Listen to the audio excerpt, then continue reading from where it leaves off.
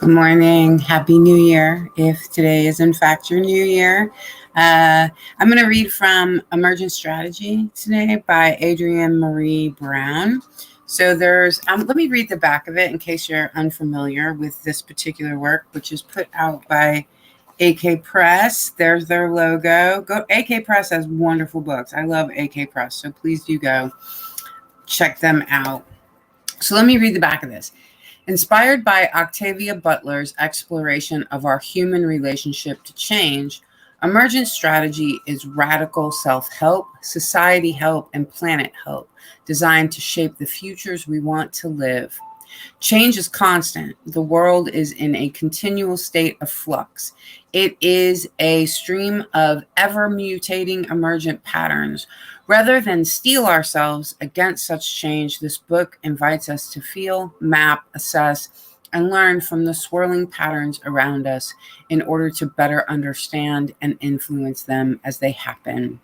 This is a resolutely materialist spirituality based equally on science and science fiction, a visionary incantation to transform that which ultimately transforms us. This is a terrific book. It came out, I read this a while back. When was this published? Let me look at that for you. I think 2017. So it's been out for a minute for sure, but it's so worth revisiting if you've read it before, and worth getting your hands on. Emergent Strategy by Adrienne Maree Brown, if you haven't read it before or if it's a new title to you. So let me read a little bit out of here. This is a poem. It's a hybrid text, and she brings in many other authors and brings their work and their words into this whole piece. So I love a hybrid text, and I certainly love a curated hybrid text, even though I think that there's some really fun ways to do that when it's not curated. But Adrienne Maree Brown here is our curator. So this is a poem called When Are We? When are we? I feel we, all mine, are lost in time. They raised the battle flag in Avon, Minnesota today to show the borderlessness. But we already knew everywhere is war. But when and why do we hear bugles? Do we smell smoke when we hug black bodies? Oh, the church is on fire. Not another one, not another one, not another one. No, another one, no, another one, no, another one.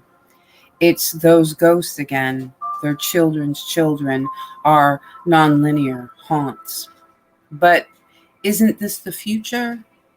How are a million eyes open, but no one will look? When can we run to go hide? When are we? These days of ashes, we wake up wary. Which illusion is killing us? Which construct? Is it our flesh hunted or our time? Each moment fills up with smoke. We are catching fire again. We feel the rocking of ships, the grief of the sea. We stumble. We moonwalk in chains. We dance free. But when could we just be? That's a beautiful poem. It's a beautiful poem. I'm going to read you some more from this. So this is from some of the text, because there's a good bit of very accessible theory in Emergent Strategy, which is its own theory. It's its own theory of change and its own theory of movement building. So this is nonlinear and itinerative is the chapter title. So this is a little bit from there. There are too many people in critique mode who belong to no formation, who spend their lives writing volunteer think pieces in 140 character bursts of internet. I get that was when Twitter was still 140 characters. It's 280 now. It makes me feel defensive of the messy, chaotic beauty of transformation. Uprisings and resistance and mass movement require a tolerance of messiness, a tolerance of many, many paths being walked on at once. I feel in me a movement doula energy. The baby knows exactly what it needs to know. It is doing what it is meant to do. Babies don't learn to eat or poop in a toilet or walk instantly. It is slow. itinerative, repeating attempts fueled by curiosity and longing. The parents know what they need to know and are learning what they need to learn. Parents don't know how to raise a child because they read all the books and went to all the classes. They figure it out in the dead of night, covered in shit and tears, and finally holding the sleeping child, stunned by love. I have an inner protocol in my doula work with parents and babies. I ask myself, am I needed? Support only as needed. Do absolutely everything that is needed. Change the diaper, sweep the floor, rub mama's feet, take out the trash. No task is menial. And make space for the natural order to emerge. I offer from this defensive and sacred place a protocol for those who are most comfortable approaching movements from a place of critique, aka haters. So, one, ask if this movement formation message is meant for you, if it serves you. Two, if yes, get involved. Get into an experiment or two. Feel how messy it is to unlearn supremacy and repurpose your life for liberation. Critique as a participant who is shaping the work. Be willing to do whatever task is required of you, whatever you are capable of. Feed people, spread the word, write pieces, make art, listen, take action, etc. Be able to say, I invest my energy into what I want to see grow. I belong to efforts I deeply believe in, and I help shape those. Three, if no, divest your energy and attention. Pointing out the flaws of something still requires pointing at it, drawing attention to it, and ultimately growing it. Over the years, I have found that when a group isn't serving the people, it doesn't actually last that long, and it rarely needs to be taken down. Things just sunset, disappear, fade away, absorb into formations that are more effective. If it helps you feel better, look in the mirror and declare, there are so many formations I am not a part of. My non-participation is all I need to say. When I do offer critique, it is from a space of relationship, partnership, and advancing a solution. Four, and finally, if you don't want to invest growth energy in anything, just be quiet. If you are not going to help birth or raise the child, then shh. You aren't required to have or even work towards the solution. But if you know a change is needed, and your first instinct when you see people trying to figure out how to change and transform is to poop on them, perhaps it is time for you to just hush your mouth. As Detroit movement ancestor Jimmy Boggs taught, it is only in relation to other bodies and many somebodies that anybody is somebody. Don't get it into your cotton picking mind that you are somebody in yourself. We are all learning what it means to be somebodies who shape the future, to operate at the scale of transformation. That is so true. That is so true. Every word of it, really, I think is so true and useful. It's so useful.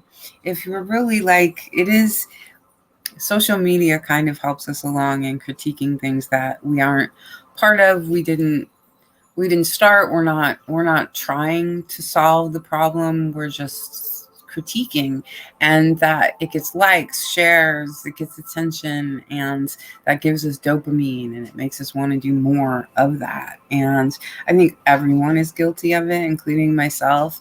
And so I think it's a really important thing to just stop and say, wait, am I like part of making this into something, or is it just, am I just kind of standing on the outside of it? I'm not saying I won't do it again.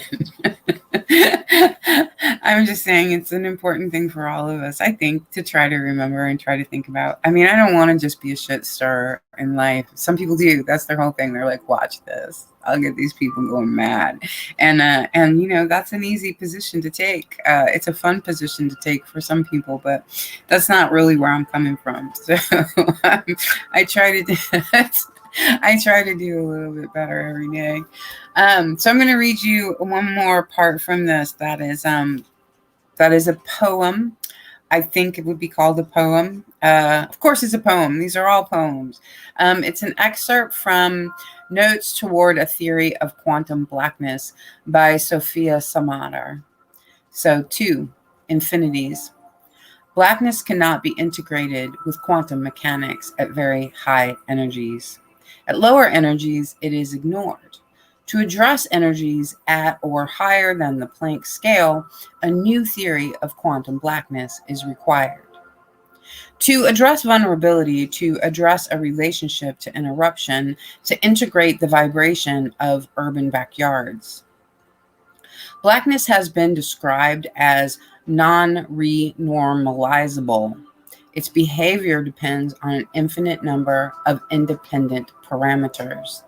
Therefore, to develop a consistent theory of quantum blackness, one must conduct an infinite number of experiments. The experiment of zones, analysis of prison flesh attraction, the experiment of the black smile of the child.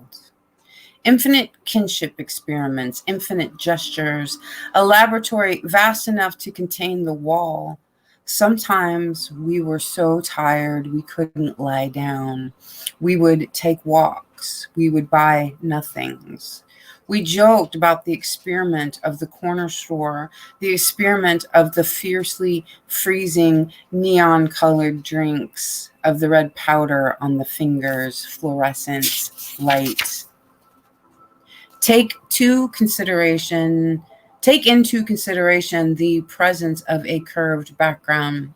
Consider imaginary time, non-commutative geometry, the trapped surface. Consider the implications of the phrase cannot be integrated. Consider string theory, which introduced the concept of vibration. Experiments in exhaustion. Consider that the problem of quantum blackness will mean different things to different researchers. My colleague died of complications from a condition called Hood disease, but she herself always referred to it as white supremacy disease. It is possible that the black force particle does not exist, that the effects we observe derive from a different mechanism. As my colleague wrote before her untimely death, only 2 words in this research have meaning, and they are not quantum blackness. And those words are in parentheticals. All right. Well, thank you for listening. And this is a terrific book in so many ways, on so many levels.